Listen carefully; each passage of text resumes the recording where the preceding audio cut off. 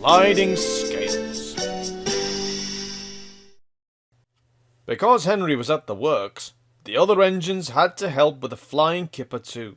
This is a special train of vans filled with boxes of fish, which goes to markets in London and other places on the mainland. James did not like the flying kipper. "All those smelly vans," he complained one morning. "You can't get the smell off your tender for weeks." "I'm very fond of a good kipper," remarked his driver.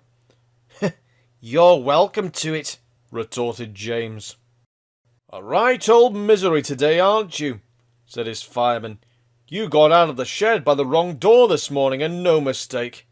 Now get a move on, or the Fat Controller will give you something to moan about." Groaning horribly on the curves, James went slowly down to the harbour. The vans for the train were already in the shed, while men in aprons worked busily loading them with boxes of fish. "Puh!" said James, wrinkling his nose. James was coupled to the vans. He had not been waiting long when a forklift truck laden with fish boxes rounded the corner and came towards him. Another, hurrying away for a new load, came too fast in the opposite direction. The loaded one swerved to avoid the other one, and its heavy load shifted. 6 full boxes slipped from the top of the pile and burst open on the rails in front of James. James closed his eyes in horror. "Ugh!" he shuddered. Broken fish and boxes lay everywhere. For once James was right. The smell was not nice. Luckily there was plenty of time for the men to clear up the mess before James had to leave. "A good job the boxes didn't fall on you, James," said his driver, winking at the fireman. James shuddered again. The idea was too awful to think about. At last all was ready, and the guard showed his green lamp. "Thank goodness," said James to himself. There was a speed limit in the harbour area, so James could not start quickly.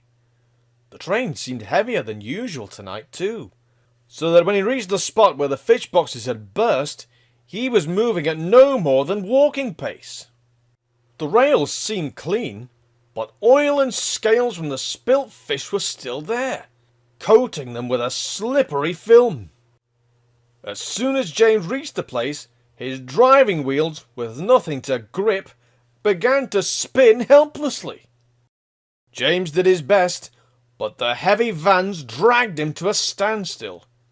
He found he could move neither forward nor back. "Fish!"